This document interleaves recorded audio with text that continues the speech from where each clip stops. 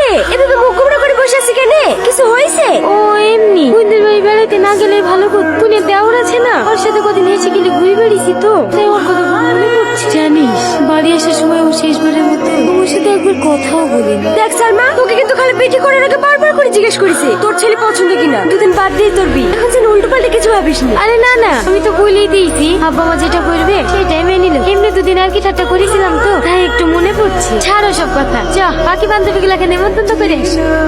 লে তাড়াতাড়ি রেডি হইলে। আমি যাবো না ভাবি, শরীরটা জ্বর করছে, তোমরাই যাও। ওই জ্বর দেখ, বাহানা করিসনি, তোর ভাই রেডি হয়ে বসে আছে। লে তাড়াতাড়ি জামাটা পরিলে। বুঝতে পারছো না ভাবি, শরীরটা সত্যি খুব খারাপ করছে, তাই যাও, আমি একবার বিয়ের দিন যাবো। আচ্ছা ঠিক আছে, রান্নাঘরে ভাত টাকা আছে, উঠি খেলি। ভাবি কি হলো? এই গিফটটা সালমাকে দিদিও। কেনে তুই বিয়ের দিন যাবো বললি যে? বিয়ের দিন দেওয়া কেমন লাগে, তাকে তুমি আজকে দিদিও। ঠিক আছে, কাল তুই সকাল সকাল চলে আসবি। ঠিক আছে ভাবি।